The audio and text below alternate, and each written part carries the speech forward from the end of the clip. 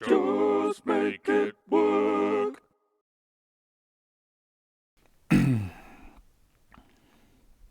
Hello and welcome to Just Make It Work. Today's broken thing is the Digidesign Command 8.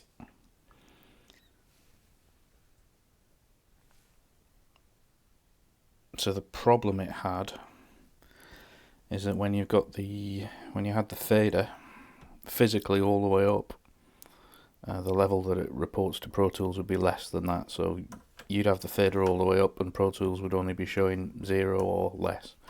And there was four faders that had this problem. So we fire her up.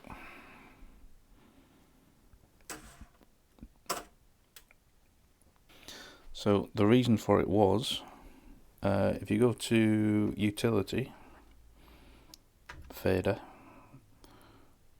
test, you can see that when they all get to the top, it should show you a value of 1023. I could just take control of one here. So at the top there, it shows 1023 on my first fader. If I move it down, move it right to the top, 1023.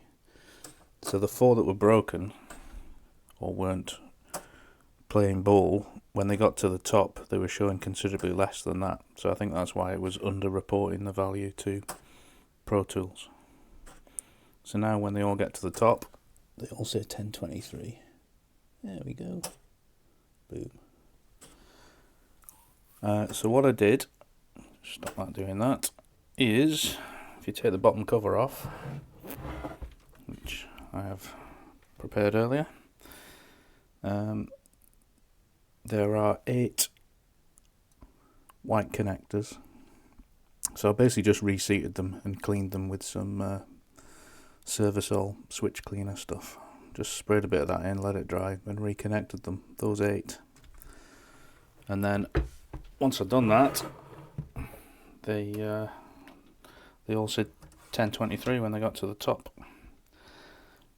There was, however, an issue. After I'd done that, one of the faders stopped responding, which wasn't great, and I thought I'd broken it. But I discovered, you see that T value? That's a value I believe is related to the touch sensitivity. So on the one that had stopped responding, see if you're looking at the end one here, it currently says T150. If I grab hold of that fader, the value goes down, which I think it's capacitive touch sensitivity, but I don't have a schematic and I'm no expert on these things. But that value on the one that was broken, the one that wasn't moving, was at 0, T equals 0. So I think I'd somehow managed, maybe I just accidentally touched the pins or the driver IC or something, but I'd somehow managed to saturate that circuit. So I basically just left it unplugged for like an hour, and it started to play ball again. The T value, after I'd left it unplugged for an hour, was at like 19 or 20, and then over time it slowly came back. So I don't know if it was some capacitance slowly draining away or something like that. The thing's floating, it's double insulated, so it doesn't actually have an earth, so maybe that's why it took so long for it to drain, I don't know. But anyway, I just left it alone, and thankfully it started to work again, and now it's all good. Over and out.